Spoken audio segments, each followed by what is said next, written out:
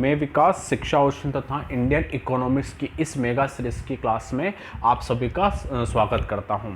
मेरे साथियों, हम भारतीय अर्थव्यवस्था को एमसीक्यूज के माध्यम से पढ़ रहे थे और जिसके तहत हम 3 क्लासेस को पढ़ चुके हैं और आज की जो हमारी क्लास रहेगी यह चौथी क्लास रहेगी। एक क्लास में हम 25 प्रश्नों को पढ़ते हैं, तो इसके तहत हम 75 प्रश्नों को पढ़ चुके हैं और आज की क्लास में हम 25 और आगे प्रश्नों का अध्ययन करेंगे। तो मेरे साथियों, आप सभी लोग क्लास को लाइक कर दीजिए और शेयर कर दीजिए। जो मेरे नए साथी हैं जिन्होंने अभी तक शिक्षा ओशन को सब्सक्राइब नहीं किया है, वह सभी लोग शिक्षा ओशन को सब्सक्राइब कर लीजिए और बेल आइकन को प्रेस कर दीजिए। मेरे साथियों, शिक्षा ओशन का जो यूट्यूब चैनल है, यह यूट्यूब चैनल आप सभी लोगों को UPSC, MPPSC, SSC, railway, bank और जितनी भी सेंट्रल और स्टेट गवर्नमेंट की कंपटीशन के एग्ज़ाम होती हैं, उन सभी परीक्षाओं की तैयारी बड़ी ही गुणवत्ता के साथ करवाता है। और इसी वजह से आप सभी लोग शिक्षा ओशन को ज़रूर सब्सक्राइब कीजिएगा और ज़रूर इसको शेयर कीजिएगा।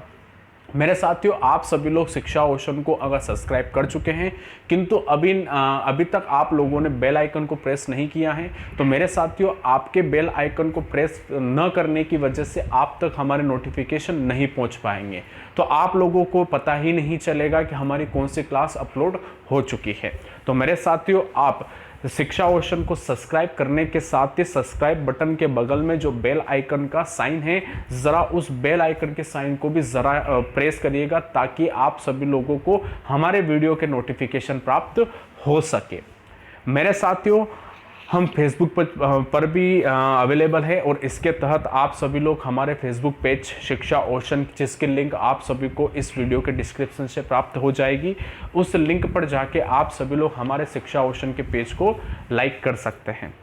मेरे साथियों, आप सभी लोगों को इस वीडियो के डिस्क्रिप्शन से हमारे इंस्टाग्राम चैनल की भी लिंक प्राप्त होगी, जिस पर आप जाकर हमारे शिक्षा ओशन के टेलीग्राम चैनल को फॉलो कर सकते हैं।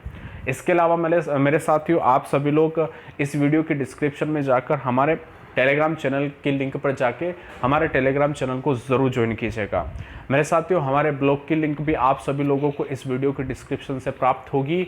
उस लिंक पर जाकर आप हमारे ब्लॉग पर विजिट कीजिएगा, जहां पर आप लोगों को इकोनॉमिक्स, पॉलिटी और ज्योग्राफी के पीडीएफ प्राप्त करवाए जाएंगे, जो पीडीएफ आपकी तैयारी के लिए एक अलग आयाम प्रदान करेंगे। आप जब भी भविष्य में प्रैक्टिस करने के लिए बैठे तो यह पीडीएफ आप लोगों के लिए मददगार साबित होंगे, इसलिए ज़रा आप हमारे ब्लॉग पर ज़रूर विजिट करिएगा। तो चलिए साथियों, आज की क्लास हम शुरू करते हैं। आज की क्लास शुरू करने से पहले आप सभी लोग आज की क्लास को लाइक कर दीजिए और शेयर कर दीजिए। मेरे साथियों, आज हम क्लास में इकोनॉमिक्स में 25 और प्रश्नों के बारे में चर्चा करेंगे, तो आप कोशिश करिएगा मेरे साथियों, आप उत्तर देने का प्रयास कीजिएगा कमेंट बॉक्स में। मैं आपको एक एक प्रश्न बड़े ही बारीकी से और आराम से समझाने का प्रयास करूँगा और आप सभी लोग भी समझने का अच्छे से प्रयास कीजिएगा। तो चलिए जी, आज की क्लास के पहले प्रश्न की तरफ हम आगे बढ़ते हैं। तो मेरे साथियों, आज की क्लास का यह पहला प्रश्न है और इस मेगा सीरीज का यह 76वां प्रश्न है। तो प्रश्न हमसे यह कह रहा है, प्रश्न की साइज पर आप मत जाइएगा, प्रश्न बड़ा है तो इससे आप डरिएगा मत, आप आराम से उसको पढ़कर और समझने का प्रयास जरूर कीजिएगा। तो ज़रा चलिए जी, हम पढ़ते हैं पहला प्रश्न।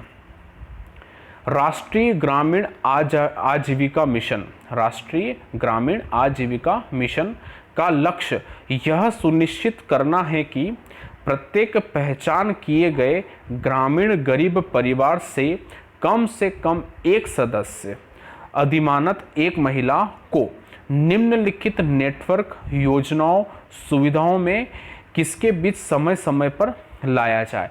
यानी कि यह पूरा प्रश्न हम लोगों से इतने आसान सी भाषा में हमसे यह कह रहा है कि एक योजना है जिसका नाम है राष्ट्रीय ग्रामीण आजीविका मिशन। अब इस मिशन का लक्ष्य ये है साथियों कि जो पहचान किए गए मतलब ये कि जो गरीब लोग हैं, गरीब परिवार हैं, जो इस मिशन के तहत लाभ लेते हैं। कौन सा मिशन? राष्ट्रीय ग्रामीण आजीविका मिशन। ठीक है, अब उस परिवार में से किसी एक सदस्य, ठीक है, चाहे वह सदस्य महिला हो, ठीक है, चाहे वह पुरुष हो, लेकिन यहाँ पर अधिमानित मतलब कि एक महिला को लिया गया, वो पुरुष भी हो सकता है किंतु क्वेश्चन हमें एक महिला के रूप में पूछा गया है। ठीक है, तो ये बोल रहा है कि इस महिला को निम्नलिखित नेटवर्क के साथ समय समय पर लाया जाएगा, यानी किस योजना के तहत उसको उस योजना में लाया जाएगा।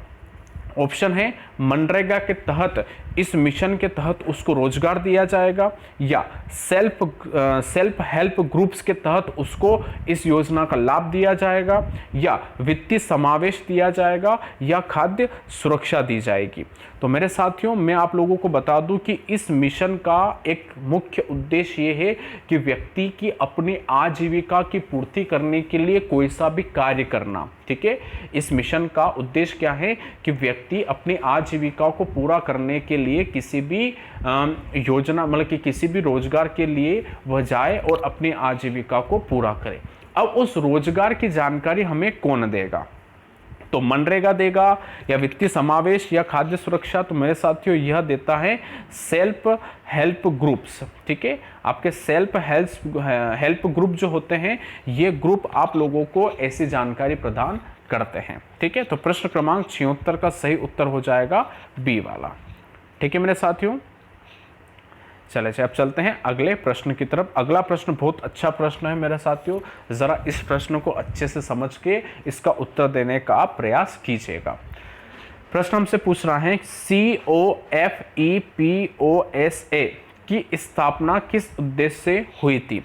अगर इस पूरे शब्द का मैं फुल फॉर्म आप सबके सामने रखूं तो इसका फुल फॉर्म होता है, C का मतलब होता है कंजर्वेशन ऑफ, F का मतलब हो गया फॉरेन, E का मतलब हो गया एक्सचेंज, एंड P का मतलब हो गया प्रिवेंशन ऑफ स्मगलिंग एक्टिविटीज। ठीक है, एक बार मैं फिर से बोलता हूं साथियों, conservation of foreign exchange and prevention of smuggling activities. ठीक है साथियों, की स्थापना, ठीक है, इसकी जो स्थापना है, स्थापना वर्ष पे आपको मैं बता दूं 1974। ठीक है, ये जो संस्था है इसकी स्थापना 1974 को हुई थी। ठीक है, तो अब क्या पूछा गया कि स्थापना का उद्देश्य क्या है? ठीक है, इस पूरी संस्था का उद्देश्य क्या है? पहला ऑप्शन, निवारक हिरासत के लिए राज्य प्राधिकरणों को सक्षम करने के लिए। दूसरा है तस्करी को रोकने और विदेशी मुद्रा को बचाने के लिए, आतंकवादी गतिविधियों के वित्त पोषण को रोकने के लिए, या आंतरिक सुरक्षा का रखरखाव करने के लिए। तो मेरे साथियों, मैं आप लोगों को बता देता हूं कि इसकी स्थापना 1974 में इस उद्देश्य से की गई थी कि भारत में जो स्मगलिंग होती है, तस्करी होती है, जैसे कि नाम से पता चल रहा है, इसका मतलब यहाँ पर स्मगलिंग है। ठीक है, तो जितनी भी स्मगलिंग होती हैं, इस स्मगलिंग के तहत आपके बड़ी मात्रा में पैसा लगता है, और जो पैसा होता है वो फॉरेन करेंसी के रूप में होता है। ठीक है, जैसे कि आप लोगों ने देखा होगा कि विदेश से कोई स्मगलिंग होती है तो विदेशों को जो स्मगलिंग के रूप में जो पैसा दिया जाता है वो पैसा आपका डॉलर में होता है। तो कुल मिलाकर इस फॉरेन करेंसी का मिसयूज किया जा रहा है। एक तो पहली चीज़ मेरे साथियों कि भारत में फॉरेन करेंसी की कमी है। दूसरा, स्मगलिंग की वजह से आपके नशीली पदार्थें भारत में आती हैं जो कि हमारे समाज को खोखला कर रहे हैं। तो इसके लिए 1974 में इस स्मगलिंग को रोकने के लिए तथा इस स्मगलिंग के माध्यम से विदेशी मुद्रा को रोकने के लिए कानून बनाया गया है, एक संस्था बनाई गई जिसका नाम है COFEPOSA। इसका पूरा नाम conservation of foreign exchange and prevention of smuggling activities. ठीक है, तो अब इसका सही उत्तर क्या हो जाएगा साथियों? इसका सही उत्तर होगा बी वाला, तस्करी को रोकने और विदेशी मुद्रा को बचाने के लिए इसका उद्देश्य रखा गया था। ठीक है मेरे साथियों, अब चलते प्रश्न क्रमांक 78। बहुत अच्छा प्रश्न है। प्रश्न हमसे कह रहा है कि भैया भारत में 1000 और 5000, भारत में 1000 और 5000 तथा 10,000 रुपए के नोट आज़ादी के बाद दोबारा कब शुरू हुए थे? यानी 1000, 5000 और 10,000 के जो नोट हैं यह आपके अंग्रेजों के ज़माने में चला करते थे, किंतु जब देश आज़ाद हुआ तब इनको प्रतिबंधित कर दिए गए थे। किंतु फिर प्रश्न हमसे पूछा गया कि इनको आज़ादी के बाद दोबारा कब शुरू किया गया था? ठीक है, 1000, 5000 और 10,000। तो ऑप्शन है 1950, ऑप्शन है 1954, ऑप्शन है 1958 या ऑप्शन है 1962। तो मेरे साथियों आप सभी लोग कमेंट में इसका उत्तर जरा मुझे बताइएगा कि आज़ादी के बाद 1000, 5000 और 10,000 रुपए के नोटों को दोबारा कब शुरू किया गया था। क्या इसे 1950 में शुरू कर दिया था, या 1954 में शुरू किया था, या 1958 में शुरू किया था, या साथियों 1962 में इसको शुरू किया था। तो मेरे साथियों मैं आप लोगों को बता दूं कि इससे शुरू किया गया था 1954 को, 1954 में इसको शुरू कर दिया गया था साथियों, ठीक है। 1954 को इसे दोबारा शुरू कर दिया था, ठीक है।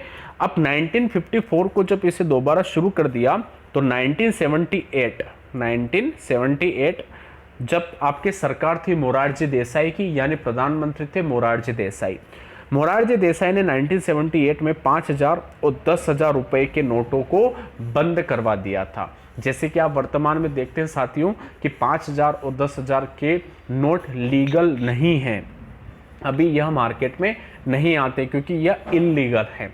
तो इनको 1978 में क्या कर दिया गया था, बंद कर दिया गया था। अब साथियों वर्तमान में तो 1000 रुपये का नोट भी नहीं है, ठीक है, यह भी इल्लीगल है। तो अब आप लोगों से मेरा प्रश्न ये है कि साथियों आप ज़रा कमेंट बॉक्स में मुझे बताइएगा कि 1000 रुपये का जो नोट है इस नोट को कब बंद किया गया था, 1000 रुपये के नोट को कब प्रतिबंधित किया गया था। मुझे ईयर आप सभी लोग कमेंट बॉक्स में ज़रूर बताइएगा, ठीक है। तो प्रश्न क्रमांक 78 का सही उत्तर हो जाएगा बी वाला, यानी 1954। चले साथियों अब चलते हैं हम अगले प्रश्न की तरफ। अगला प्रश्न 79। अगला प्रश्न हमसे कह रहा है कि भारतीय रिजर्व बैंक अंतिम उपाय, भारतीय रिजर्व बैंक यानी आरबीआई अंतिम उपाय के ऋणदाता के रूप में काम करता है, ठीक है। यानी इसका तात्पर्य यह है साथियों कि आप लोगों ने शायद आरबीआई के कार्य एवं शक्तियों को पढ़ा होगा, नहीं पढ़ा हो तो मैं बता दूं कि आरबीआई जो होता है साथियों, इसे बैंकों का भी बैंक कहते हैं। इसे इसलिए कहा जाता है कि अगर पूरे भारत में किसी को पैसे की आवश्यकता पड़ती है तो वो एक दूसरे से पैसा लेता है, ठीक है। फाइनली लोग बैंक के पास जाते हैं, बैंक से पैसा लेते हैं, ठीक है। अब प्रश्न उठता है कि बैंक को पैसे की जरूरत पड़ जाती है, ठीक है, तो वह किससे लेते हैं, तो वह आरबीआई से लेते हैं। और अगर सरकार को पैसे की जरूरत पड़ जाती है तो सरकार भी किससे लेती है, आरबीआई से लेती है, ठीक है। तो उधार लेने का अंतिम उपाय जो है, यह अंतिम उपाय आपका आरबीआई है। और अंतिम ऋणदाता जो है वह अंतिम ऋणदाता भी कौन हो गया, आरबीआई हो गया। इसीलिए तो हमसे ये कहता है कि भारतीय रिजर्व बैंक अंतिम उपाय के ऋणदाता के रूप में कार्य करता है, ठीक है। अब निम्नलिखित में से कौन सा कथन सही नहीं है, ठीक है। तो हमें यहां पर एक गलत कथन का निर्णय करना है। तो ए वाला, आरबीआई कठिनाई के समय वाणिज्य बैंकों के सभी मांगों को पूरा करता है। बी वाला ऑप्शन है, आरबीआई कठिनाई के समय वाणिज्यिक बैंकों की सभी उचित मांगों को पूरा करता है, ठीक है। सी है, आरबीआई केंद्र और राज्यों में राज्य सरकारों को अंतिम ऋणदाता है। आरबीआई बैंक और राज्यों में राज्य सरकार को ऋण प्रदान करता है। अब 4 ऑप्शन है साथियों, ठीक है। अब इन चारों ऑप्शन में से सही उत्तर क्या होगा। देखो प्रश्न तो हमसे कह रहा है कि आरबीआई जो है ये सबको ऋण देता है, ठीक है, सबको ऋण देगा, जिसमें सरकारें भी आ जाएगी और आपके बैंक भी आ जाएंगे। अब इनमें से एक गलत कथन का चुनाव हमें करना है। तो ए वाला जो ऑप्शन है ये कह रहा है कि आरबीआई कठिनाई के समय वाणिज्यिक बैंकों की सभी मांगों को पूरा करता है। ऑप्शन बी है, आरबीआई कठिनाई के समय वाणिज्यिक बैंकों के सभी उचित मांगों को पूरा करता है। आरबीआई केंद्र और राज्यों में सरकार को अंतिम ऋणदाता है और आरबीआई बैंक और राज्यों में सरकार को ऋण प्रदान करता है। तो मेरे साथियों अगर हम डी वाला ऑप्शन देखें तो डी वाला ऑप्शन बिल्कुल सही है कि आरबीआई बैंकों और राज्यों में जो सरकारें हैं उनको ऋण प्रदान करता है, ये बिल्कुल सही है। इसके बाद सी वाला ऑप्शन देखें तो आरबीआई केंद्र और राज्यों में जो सरकार को अंतिम ऋण दाता है, ये बात भी बिल्कुल सही है साथियों कि अंतिम ऋण दाता आपका आरबीआई है। इसके बाद आरबीआई कठिनाई के समय वाणिज्यिक बैंकों की सभी उचित मांगों को पूरा करता है। और जब ए वाला ऑप्शन है कि आरबीआई कठिनाई के समय वाणिज्यिक बैंकों की सभी मांगों को पूरा करता है। अब इन दोनों में से सही उत्तर क्या होगा, तो मेरे साथियों आप लोगों को मैं बता दूं कि जब कठिनाई में जब कोई बैंक पड़ता है तो उन बैंकों की जो आर्थिक मदद है वह आर्थिक मदद आपका आरबीआई करता है। अब इसमें उचित मांग और सभी मांगे आ जाती है। तो मेरे साथियों इसका जो सही उत्तर होगा वह ए वाला होगा, यानी आपका जो आरबीआई है मेरे साथियों वाणिज्यिक बैंकों की सभी मांगों को पूरा करता है। क्यों करता है? क्योंकि यह बैंकों की ये आरबीआई की कार्य एवं शक्ति है। अब ये उचित मांगों को पूरा करना, यहाँ पर उचित और अनुचित का फैसला आरबीआई उस वक्त नहीं करता है। आरबीआई को अगर ऐसा लगता है कि इस पूरे बैंक की मुझे मदद करनी है तो वह पूरी मदद करता है। तो बी वाला ऑप्शन गलत हो जाएगा। तो इस अनुसार प्रश्न के अनुसार हमारा बी वाला ऑप्शन सही है, क्योंकि हमसे प्रश्न में पूछा गया था कथन सत्य नहीं है। तो साथियों बी वाला कथन सत्य नहीं है कि आरबीआई कठिनाई के समय वाणिज्यिक बैंकों की सभी उचित मांगों को पूरा करता है। ठीक है साथियों, तो प्रश्न क्रमांक 79 का सही उत्तर हो जाएगा बी वाला। अब चलते हैं हम अगले प्रश्न की तरफ। अगला प्रश्न बहुत अच्छा प्रश्न है, टू द पॉइंट प्रश्न है। व्यापार और आर्थिक संबंध समिति, व्यापार और आर्थिक संबंध समिति यानी TERC की अध्यक्षता कौन करता है? व्यापार और आर्थिक संबंध समिति की अध्यक्षता कौन करता है? ऑप्शन है प्रधानमंत्री, वित्त मंत्री, वाणिज्य मंत्री या वित्त सचिव। तो मेरे साथियों जल्द से जल्द कमेंट बॉक्स में आप सभी लोगों से इस प्रश्न के उत्तर की उम्मीद मैं सबसे करता हूं, और यह भी आप सबसे उम्मीद करता हूं कि आप सभी लोग इस प्रश्न का उत्तर दे सकते हैं। तो जरा आप सभी लोग तुरंत कमेंट में इस प्रश्न का उत्तर दीजिए। प्रधानमंत्री, वित्त मंत्री, वाणिज्य मंत्री या वित्त सचिव, इनमें से कौन व्यक्ति व्यापार और आर्थिक संबंध समिति का अध्यक्ष होगा? तो मेरे साथियों याद रखिएगा, बहुत सारे बच्चे वाणिज्य मंत्री को लगाते हैं, तो वाणिज्य मंत्री गलत है, वित्त सचिव भी नहीं है, प्रधानमंत्री भी सही उत्तर नहीं है, जबकि सही उत्तर है आपके वित्त मंत्री। तो व्यापार और आर्थिक संबंध समिति के अध्यक्ष कौन होते हैं?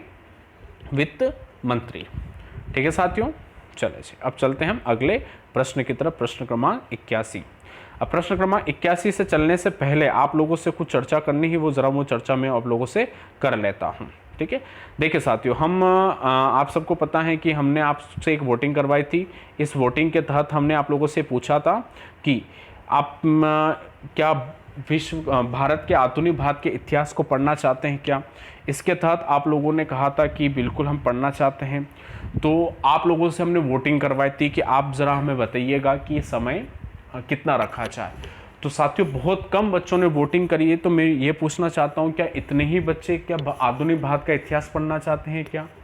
जबकि आधुनिक भारत के इतिहास को मैं पूरा डिटेल में पढ़ाना चाहता हूँ, यानी मैं इस आधुनिक भारत के इतिहास को पूरा डिटेल में आप सबके सामने रखूंगा। ठीक है, अब डिटेल में आप लोगों के सामने रखूंगा। ठीक है, तो सीधी सी बात है कि आप लोगों को मैं बड़े आराम से पढ़ाऊंगा। तो आराम से पढ़ने के लिए आप लोगों को वोटिंग करना ज़रूरी है। तो आप में से बहुत कम लोगों ने वोटिंग की है, तो ज़रा बहुत ज़्यादा लोग वोटिंग करके बताइए, क्योंकि इस सप्ताह में साथियों हम प्राचीन भारत की क्लासेस भी शुरू कर रहे हैं एज एक मेगा सीरीज के तहत, और आधुनिक भारत की क्लासेस भी शुरू कर रहे हैं। और आधुनिक भारत की जो क्लासेस रहेगी ये पूरी डिटेल में रहेगी और बड़े ही आराम से हम इस क्लास को पढ़ेंगे। तो आप ज़रा वोट करके बताइए कि कितनी बजे आपको समय चाहिए, और समय हमने वहाँ पर बताया हुआ है, उनमें से आपको कौन सा समय चाहिए वो वोट करके ज़रूर बताओ।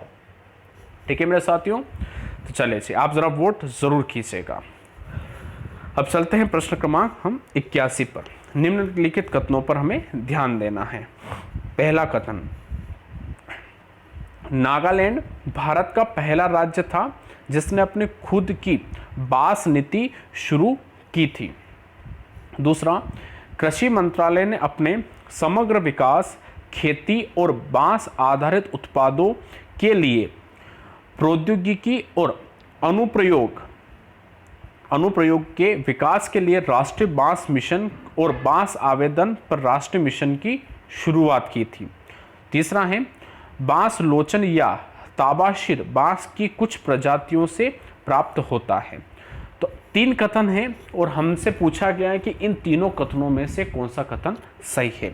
तो मेरे साथियों अगर हम इन तीनों की चर्चा करें तो मैं आपको बता दूं कि नागालैंड ही भारत का पहला राज्य है जहां पर इन्होंने खुद की अपनी बांस नीति शुरू की थी, यानी पहला तो बिल्कुल सही हो गया। और तीसरा जो है ना, बांस लोचन और ताबाशीर, ठीक है, ये बांस की प्रजातियां हैं, ये भी याद रखिएगा, बिल्कुल सही है, यानी 1 और 3 बिल्कुल सही हैं। किंतु साथियों दूसरा जो है ना, ये दूसरा कथन सही नहीं, क्योंकि दूसरा कथन हमसे क्या कह रहा है कि भैया कृषि मंत्रालय ने एक समग्र विकास और खेती के आधार पर बांस मिशन की शुरुआत की थी। किंतु मेरे साथियों बांस मिशन की शुरुआत वर्ष 2006-7 में हुई थी। कब हुई थी? वर्ष 2006-7 में राष्ट्रीय बांस मिशन की शुरुआत हुई थी और इसे केंद्र के द्वारा शुरू किया गया था, ठीक है। किंतु इसको हम ये नहीं बोल सकते कि प्रौद्योगिकी के आधार पर, अनुप्रयोग के आधार पर इसको शुरू किया गया था, ये गलत कथन है। तो दूसरा वाला गलत है, बाकी 1 और 3 बिल्कुल सही है। तो इस अनुसार से बी वाला जो ऑप्शन है, बी वाला ऑप्शन बिल्कुल सही होगा, ठीक है साथियों।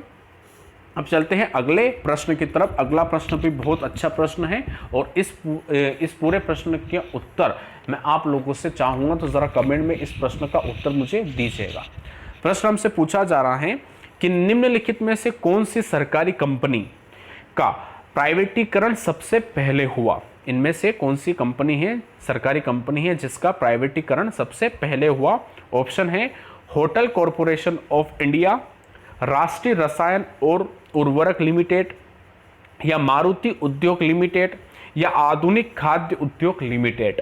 अब इनमें से वो कौन सी कंपनी है जिसका प्राइवेटीकरण यानी निजीकरण सबसे पहले किया गया, यानी वह पहले सरकारी कंपनी थी और बाद में वह कंपनी हो गई आपके निजी कंपनी हो गई, प्राइवेट कंपनी हो गई। तो ज़रा आप जल्दी से, आप सभी के सामने मात्र 10 सेकंड का समय है, आप तुरंत कमेंट बॉक्स में आप सभी लोग उत्तर दीजिए।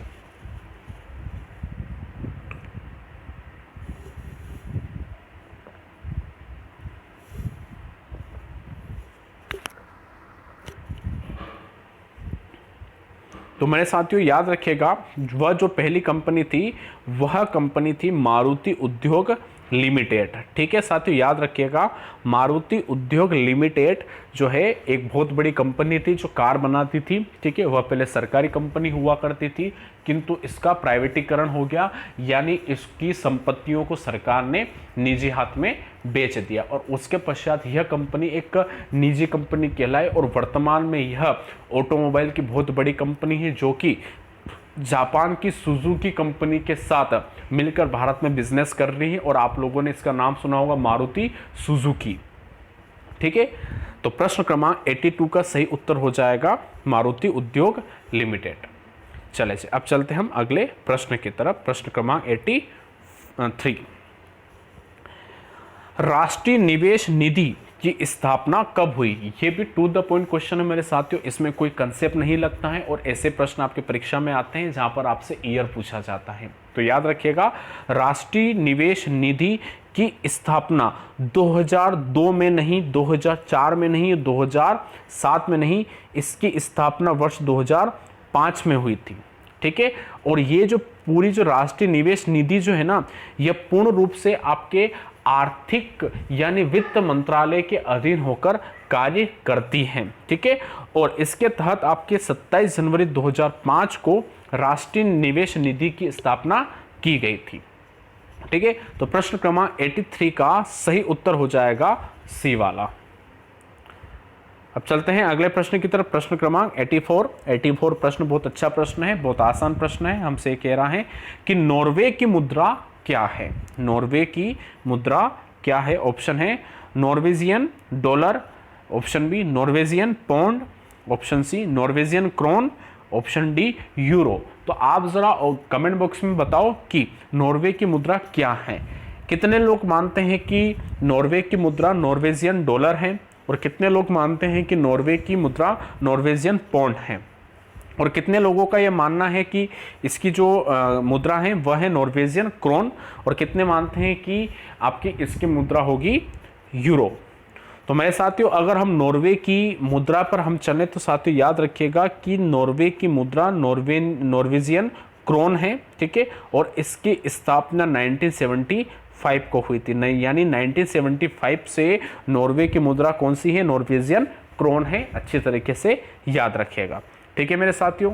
अब जिन साथियों ने अभी तक भी शिक्षा ओशन की इस क्लास को लाइक नहीं किया तो जरा लाइक कर लो और जरा इस क्लास को शेयर कर दीजिए, ठीक है मेरे मित्रों।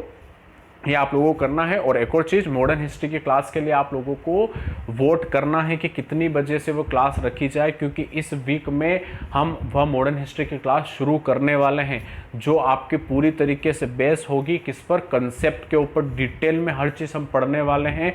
और पूर्ण रूप से वह जो क्लास रहेगी पूरी विस्तृत क्लास रहेगी और बड़े ही आराम से मैं आप लोगों से को पढ़ाऊंगा, बड़ी ही तसल्ली से मैं आप लोगों को पढ़ाऊंगा और उसमें एक भी क्वेश्चन आपका गलत नहीं होगा, ठीक है। या एमसीक्यूज क्लास नहीं रहेगी, ये डिटेल वाली क्लास रहेगी। जबकि हम इसी वीक में आप सबके सामने प्राचीन भारत के इतिहास की क्लास भी लेके आएंगे और प्राचीन भारत के इतिहास की क्लास आपकी रहेगी एमसीक्यूज बेस पर, यानी यह मेगा सीरीज रहेगी प्राचीन भारत के इतिहास की क्लास। जबकि आधुनिक भारत के इतिहास आपका पूरा डिटेल में हम पढ़ने वाले हैं, ठीक है मेरे साथियों। तो आप ज़रा इस वीडियो को लाइक करो, शेयर करो, शिक्षा ओशन को सब्सक्राइब करिएगा, बेल आइकन को प्रेस करिएगा। चलिए अब चलते हैं अगले प्रश्न की तरफ, प्रश्न क्रमांक 85। अब प्रश्न क्रमांक 85 की बात करें तो प्रश्न क्रमांक 85 ये कहता है कि यदि भारतीय रिजर्व बैंक नगद भंडार वाणिज्य बैंकों को बढ़ाना चाहता है तो निम्नलिखित में से कौन सा संभावित कदम उठाएगा, ठीक है। यानी वह कह रहा है कि जो आरबीआई है, ठीक है, आरबीआई नगद भंडार वाणिज्य बैंकों को बढ़ाना चाहता है, ठीक है, मतलब कि उनका वाणिज्य बैंक जो है, जितने भी कमर्शियल बैंक, उनका भंडार बढ़ाना चाहता है, नगद भंडार बढ़ाना चाहता है। तो उसके लिए उसको क्या करना होगा? तो ऑप्शन है अपने भंडार से सोना जारी करना, खुले बाजार में बॉन्ड खरीदना, ठीक है, या एक्सचेंज के बिल को शामिल करने वाले लेन देन को रोकना, या इनमें से कोई नहीं। तो मेरे साथियों, अगर आरबीआई को अगर अपना भंडार बढ़ना होता है, ठीक है, उसको बढ़ाना होता है, तो उसको क्या करना होता है कि खुले बाजार में अपने बॉन्ड को खरीद लो, यानी वाणिज्य बैंक के बॉन्ड को खरीद लो। तो वाणिज्य बैंकों के पास पैसा जाएगा, तो जिसकी वजह से उनके पास भंडार की मात्रा बढ़ जाएगी। तो प्रश्न क्रमांक 85 का सही उत्तर हो जाएगा बी वाला, ठीक है साथियों। अब चलते हैं अगले प्रश्न की तरफ। अगला प्रश्न भी बहुत अच्छा प्रश्न है और यह प्रश्न जो है ये रिपीटेड प्रश्न है, ठीक है, यानी यह प्रश्न हम इस मेगा सीरीज की क्लास के तहत हम पढ़ चुके हैं। और प्रश्न हमसे कह रहा है कि निम्नलिखित में से कौन सा मुद्रास्फीति विरोधी उपाय नहीं है, ठीक है, यानी आपके किसकी वजह से आपका मुद्रास्फीति कम नहीं होती है। तो मेरे साथियों, ओपन मार्केट में सुरक्षा खरीदारी करने से मुद्रास्फीति कम नहीं होती है, उल्टी क्या होती है? बढ़ जाती है। तो इसका सी वाला ऑप्शन बिल्कुल सही होगा। इसके बारे में हम चर्चा पहले भी कर चुके हैं। अब प्रश्न क्रमांक 87। अब प्रश्न क्रमांक 87 की बात करें तो बहुत अच्छा प्रश्न है, ठीक है, टू द पॉइंट प्रश्न है। प्रश्न हमसे कह रहा है कि भारत में सबसे ज्यादा निर्यात होने वाली समुद्री खाद्य पदार्थ क्या है, यानी भारत से सबसे ज्यादा कौन सा सी फूड निर्यात किया जाता है? तो जमी हुई मछली, जमा हुआ झींगा, या जमा हुए क्रेप्स, या सीफेलोपेड, ठीक है, ये सभी आपके जलीय जीव है। तो मेरे साथियों, आप सबको पता है कि भारत में झींगा मछली का उत्पादन बड़ी मात्रा में किया जाता है, बड़े पैमाने पर किया जाता है, जिसमें चिल्का झील का नाम भी आता है। चिल्का झील से भी आपके बड़ी मात्रा में झींगा मछली का उत्पादन होता है और यही जो झींगा मछली है, इस झींगा मछली को निर्यात किया जाता है विश्व के बाजारों में। तो भारत में आपके जितना भी सी फूड है, इस सी फूड के तहत आपके झींगा मछली का उत्पादन सर्वाधिक है और इसका निर्यात भी सर्वाधिक है। तो इसी आधार पर प्रश्न क्रमांक 87 का सही उत्तर हो जाएगा जमा हुआ झींगा, यानी झींगा मछली। तो प्रश्न क्रमांक 87 का सही उत्तर हो गया बी वाला। चले जी, अब चलेंगे हम अगले प्रश्न की तरफ, प्रश्न क्रमांक 88।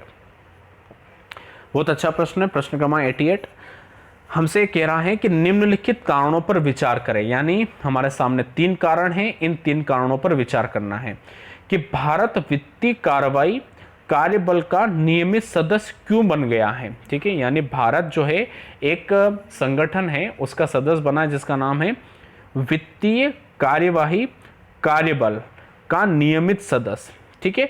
मैं आप लोगों को बता दूं साथियों कि ये जो आपका जो संस्था है, ठीक है, यह संस्था G7 सदस्यों, जो G7 के जो देश हैं, ठीक है, ग्रुप 7, इस देशों के सदस्यों द्वारा निर्मित की गई एक संस्था है और उन देशों में इस संस्था में भारत भी एक सदस्य है, जिसकी शुरुआत 1989 को की गई थी। तो हमसे प्रश्न यही है कि सदस्य क्यों बना। तो पहला है, इससे भारत को आतंकवाद से लड़ने और आतंकवादी धन का पता लगाने की क्षमता बनाने में मदद मिलेगी। दूसरा, यह भारत को मनी लॉन्ड्रिंग और आतंकवादी वित्त पोषण अपराधों की सफलतापूर्वक जांच और मुकदमा चलाने की मदद करेगा।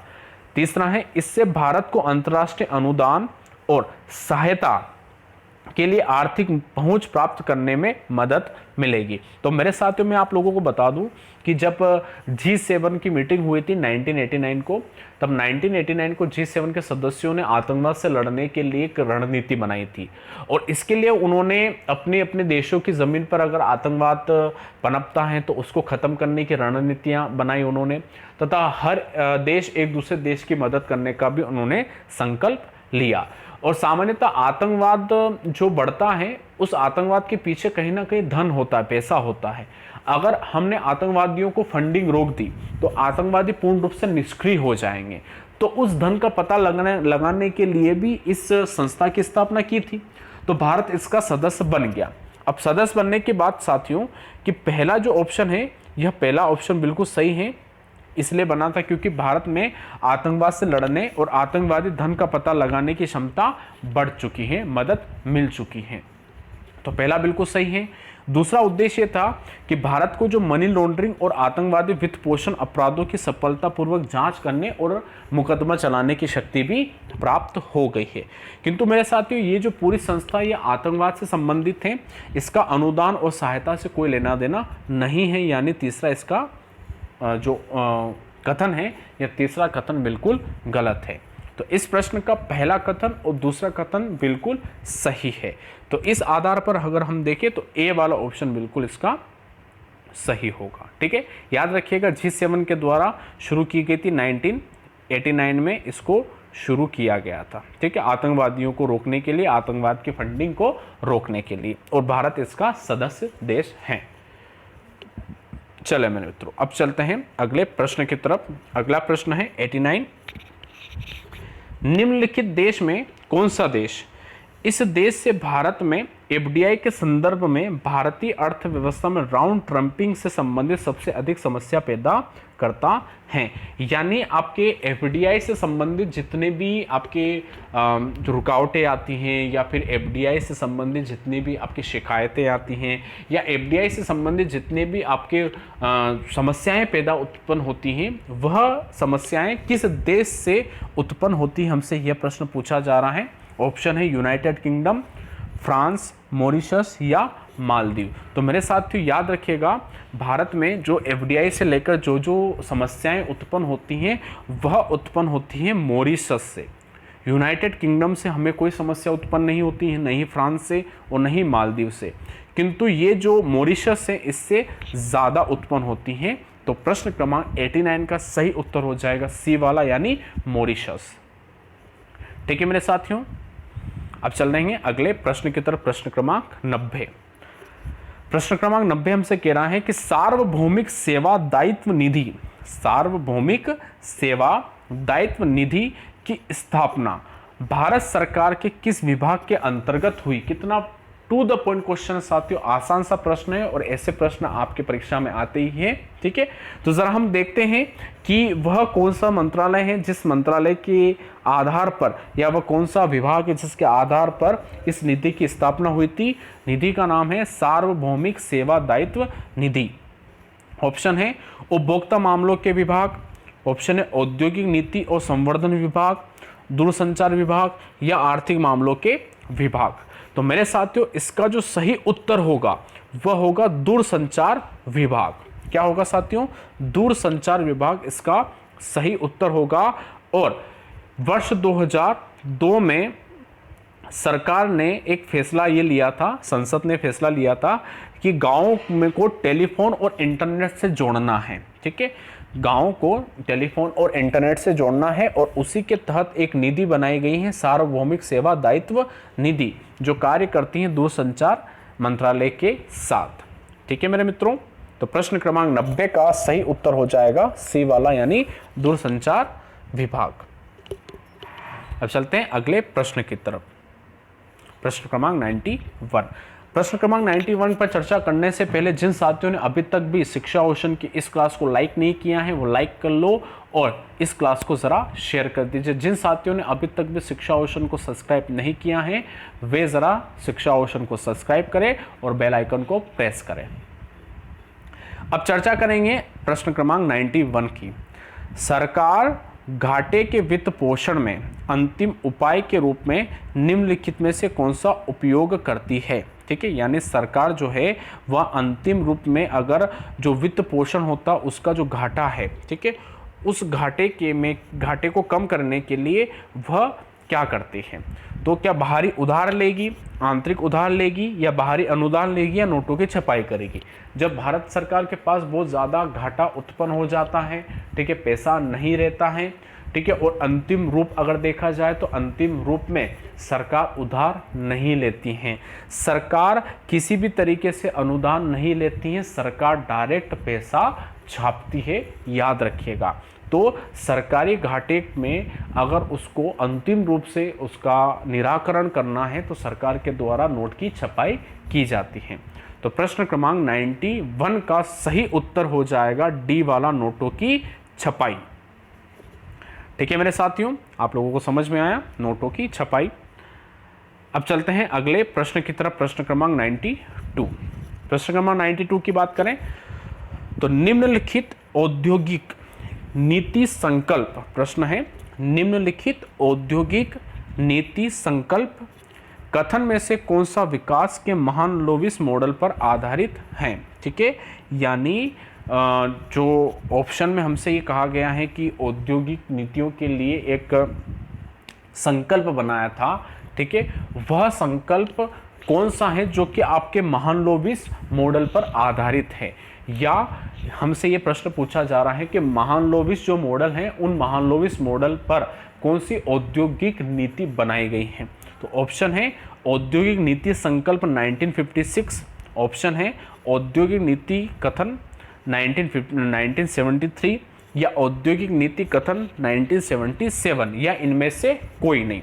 तो मेरे साथियों महानलोविस मॉडल पर आधारित आपके औद्योगिक नीति ए वाली थी, यानी औद्योगिक नीति संकल्प 1956 इसका सही उत्तर है, और इसी नीति के तहत आपके महानलोविस मॉडल पर इस नीति को बनाया गया था।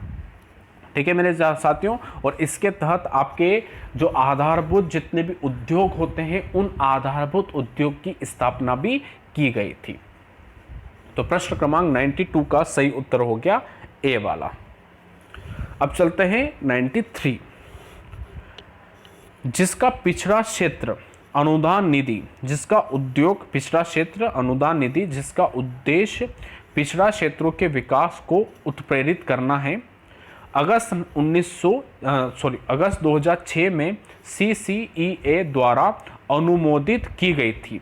तो BRGF योजना शुरू में कितने जिलों में शुरू की गई थी, यानी कुल मिलाकर हमसे प्रश्न ये कह रहा है कि पिछड़ा क्षेत्र जो है भारत में, उन पिछड़ा क्षेत्रों को बढ़ाने के लिए, उनका विकास करने के लिए योजना शुरू की गई थी अगस्त 2006 में। तो ये जो योजना है, यह योजना शुरुआत में कितने जिलों से शुरू की गई थी, या कितने ऐसे जिले थे जो पिछड़े हुए थे, उनकी संख्या हम लोगों से पूछी है। तो ऑप्शन में 200 जिले हैं, ऑप्शन में 225 जिले हैं, 250 जिले, या 275 जिले। तो मेरे साथियों याद रखिएगा उन जिलों की संख्या थी 250 जिले। ठीक है, तो प्रश्न क्रमांक 93 का सही उत्तर हो जाएगा 250। 250 जिलों के तहत इस योजना की शुरुआत की गई थी। अब चलते हैं अगले प्रश्न पर, प्रश्न क्रमांक 94। प्रश्न क्रमांक 94 की बात करें तो उदार विनिमय दर प्रणाली कब लॉन्च की गई थी। उदार विनिमय दर प्रणाली कब लॉन्च की गई थी। वर्ष 1980, वर्ष 1990, वर्ष 1991 या वर्ष 1992। अब इन चारों में से इसका सही उत्तर क्या है। क्या इसका सही उत्तर 1980 है, या 1990, या 1991 या 1992? तो मेरे साथियों, उदार विनिमय दर प्रबंधन प्रणाली की जो शुरुआत है, यह शुरुआत की गई थी 1992 को, और तारीख थी 1 मार्च, यानी 1 मार्च 1992 को उदार विनिमय दर प्रबंधन प्रणाली की शुरुआत की गई थी, या इसको लॉन्च किया गया था। ठीक है साथियों, चले मेरे मित्रों, अब चलेंगे हम अगले प्रश्न की तरफ, प्रश्न क्रमांक 95। प्रश्न क्रमांक 95 की अगर हम बात करें तो प्रश्न क्रमांक 95 हमसे कह रहा है कि भुगतान संतुलन के संदर्भ में मर्चेंडाइज निर्यात जो विदेशों में माल की बिक्री का संदर्भ देता है। ठीक है, यानी इसका मतलब ये, मर्चेंडाइज निर्यात का मतलब ये है कि विदेश में जो माल यहाँ से भेजा गया है उसके निर्यात से संबंधित है। ठीक है, तो इनमें से निम्नलिखित में से कौन सा कथन सही होगा?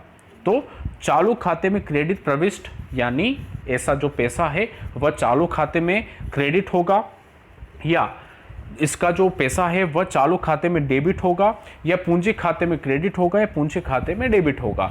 इसका मतलब ये है साथियों, प्रश्न हमसे ये कह रहा है कि जो आपका विदेशों में माल बिक्री होती है उस माल पर जो पैसा होता है वो पैसा क्या करता है? तो मेरे साथियों, वह पैसा चालू खाते में क्रेडिट होता है। क्या होता है साथियों? वह चालू खाते में क्रेडिट। तो 95 का ऑप्शन ए वाला बिल्कुल सही है। अब चलते हैं अगले प्रश्न की तरफ, प्रश्न क्रमांक 96। निम्नलिखित में से कौन सी एजेंसी विदेशी मुद्रा प्रबंधन अधिनियम 1999, प्रश्न क्या है? निम्न में से कौन सी एजेंसी विदेशी मुद्रा प्रबंधन 1999 के प्रवर्तन और भारत में धन शोधन अधिनियम 2002 की रोकथाम के लिए जिम्मेदार हैं? ठीक है, अब मेरे साथियों, अब मैं आप लोगों को मैं बता दूं, अगर विदेशी मुद्रा प्रबंधन का जो कार्य है, ठीक है, अगर उस कार्य की बात करें तो आरबीआई यहाँ पर उसका कार्यभार नहीं संभालता है, राजस्व विभाग नहीं संभालता है, और आयकर तो बिल्कुल नहीं संभालेगा। विदेशी मुद्रा का जितना भी मैनेजमेंट होता है, ठीक है, जैसे फॉरेन से कोई करेंसी भारत आती है या भारत से कोई करेंसी फॉरेन जाती है, तो उसका पूरा जो कार्यभार होता है ना, वह कार्यभार आपका आरबीआई नहीं संभालेगा, राजस्व विभाग नहीं संभालेगा, और आयकर विभाग भी नहीं संभालता है। इसको संभालने का कार्य करता है प्रवर्तन निर्देशालय। ठीक है, यानी ईडी जो होता है, यह ईडी आपका इसका कार्यभार संभालेगा। तो जरा मेरे साथियों, आप सभी लोग मुझे कमेंट में ये बताओ कि ईडी का मुख्यालय कहाँ स्थित है। ठीक है, आप सभी लोग कमेंट्स में मुझे इसका उत्तर दीजिएगा कि ईडी का मुख्यालय कहाँ पर स्थित है। ठीक है साथियों, चलें अगले प्रश्न की तरफ, प्रश्न क्रमांक 97। बहुत अच्छा प्रश्न है। भारत में किस राज्य में सर्वाधिक निर्यात उन्मुख इकाई हैं? ठीक है, यानी सबसे ज्यादा निर्यात करने की इकाइयां भारत के किस राज्य में है? यह भी टू द पॉइंट क्वेश्चन है, बहुत अच्छा प्रश्न है। आंध्र प्रदेश, पश्चिम बंगाल, कर्नाटक, या इनमें से कोई नहीं।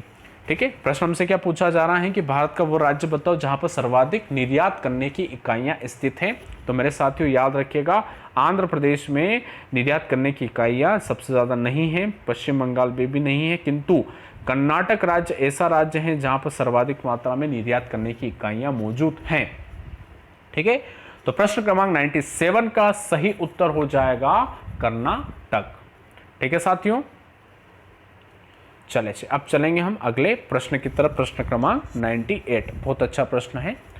प्रश्न हमसे कह रहा है कि एक कंपनी मणिपुर में एक मल्टी उत्पाद विशेष आर्थिक क्षेत्र स्थापित करना चाहती है।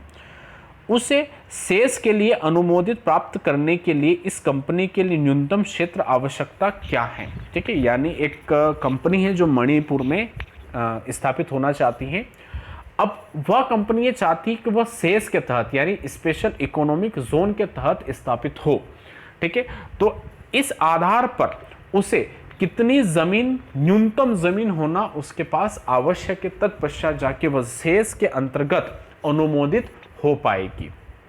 तो क्या उस जमीन को मतलब कि उस कंपनी को 5000 हेक्टेयर की जमीन की आवश्यकता होगी, या 2000 हेक्टेयर की, या 500 हेक्टेयर की, या 200 हेक्टेयर की? तो मेरे साथियों याद रखिएगा, मणिपुर के लिए यह क्षेत्र रखा गया है 200 हेक्टेयर, यानी उस कंपनी को 200 हेक्टेयर जमीन न्यूनतम अपने पास रखनी होगी, तत्पश्चात जाके शेष उसे अनुमोदित करेगा। तो 98 का सही उत्तर हो जाएगा डी वाला 200 हेक्टेयर।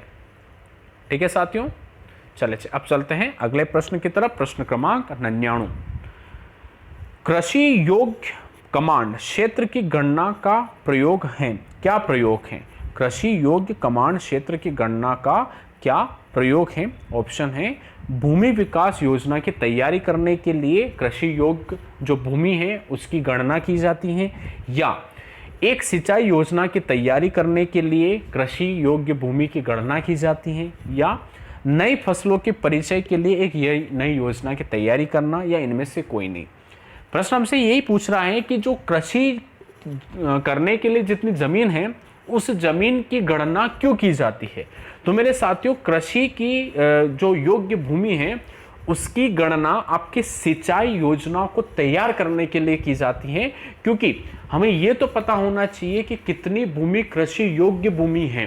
ठीक है, हमें जब पता चल जाएगा कि इतनी कृषि योग्य भूमि है तभी तो जाकर हम सिंचाई की योजना बना सकते हैं। ठीक है, तो प्रश्न क्रमांक 99 का सही उत्तर हो जाएगा बी वाला, एक सिंचाई योजना की तैयारी हेतु। ठीक है साथियों, चले जी अब चलते हैं आज की क्लास के आखिरी प्रश्न की तरफ, प्रश्न क्रमांक 100। अब प्रश्न क्रमांक 100 पर चर्चा करने से पहले मैं आप लोगों को बता दूं कि इस वीक के अंदर अंदर हम आधुनिक भारत के इतिहास की डिटेल क्लास शुरू करने वाले हैं। साथ में प्राचीन भारत के इतिहास की मेगा सीरीज एमसीक्यूज के तहत हम उसकी शुरुआत भी करने वाले हैं। हम सबसे पहले आधुनिक भारत के इतिहास की क्लास शुरू करेंगे और उसके लिए हमने आप सभी से समय पूछा है, तो आप ज़रा वोट दे के हमें समय बताइए। हमने आप सबके सामने कुछ समय आपके सामने रखे हैं, अब इनमें से कौन सा समय आप आपकी क्लास के लिए चाहते हैं, तो ज़रा उस समय पर क्लिक करके हमें बताइए कि आप किस समय पर आधुनिक भारत की क्लास चाहते हैं। इसके लिए आपको हमारे शिक्षा ओशन के कम्युनिटी पर जाना होगा और कम्युनिटी पर आप एक पोस्ट देखेंगे, उस पोस्ट पर वोट देना होगा। तो मेरे साथियों, आप जल्द से जल्द जैसे ही यह वीडियो समाप्त होता है, वीडियो को लाइक करके शेयर करके आप शिक्षा ओशन के कम्युनिटी पेज पर जाओ और वहां पर जो पोस्ट हैं उस पोस्ट पर वोट दीजिए, ताकि हम जल्द से जल्द आपके लिए आधुनिक भारत के इतिहास की क्लास को शुरू कर सकें। ठीक है मेरे मित्रों, चले तो प्रश्न क्रमांक 100 की हम चर्चा करते हैं। बीज फसल बीमा योजना किस वित्तीय वर्ष में शुरू की गई थी? ठीक है, बीज फसल बीमा योजना क्या 1999 से 2000 में, क्या 2000 से 2001, या 2001 से 2002, या 2002 से 2003? तो मेरे साथियों याद रखिएगा, बीज फसल बीमा जो योजना है इसकी शुरुआत 1999 से 2000 के बीच में की गई थी। तो 100 का सही उत्तर हो जाएगा आपका ए वाला। ठीक है मेरे साथियों, चले तो इस प्रकार से आप सभी लोगों ने इस क्लास में 25 और प्रश्नों के बारे में जानकारी हासिल कर ली है और हमारी भारतीय अर्थव्यवस्था के मेगा सीरीज के तहत हम 100 क्वेश्चनों को पढ़ चुके हैं। मेरे साथियों, आप सभी लोगों को यह प्रयास अच्छा लगा हो तो वीडियो को ज़रूर लाइक कीजिएगा और वीडियो को ज़रूर शेयर कीजिएगा। जिन साथियों ने शिक्षा ओशन को सब्सक्राइब नहीं किया है वो ज़रा शिक्षा ओशन को सब्सक्राइब कर लीजिए और बेल आइकन को प्रेस कर दीजिए। और आप हमारे कम्युनिटी पेज पर जाकर आप ज़रूर उस पोस्ट पर वोटिंग कीजिएगा जिसमें हमने आधुनिक भारत के इतिहास की क्लास का समय आप लोगों से पूछा है। ठीक है साथियों, तो चले जी आज के लिए इतना ही। मुलाकात करते हैं अब हम सुबह 8 बजे वाली क्लास में, जिसमें हम भारत के भूगोल को पढ़ेंगे। तो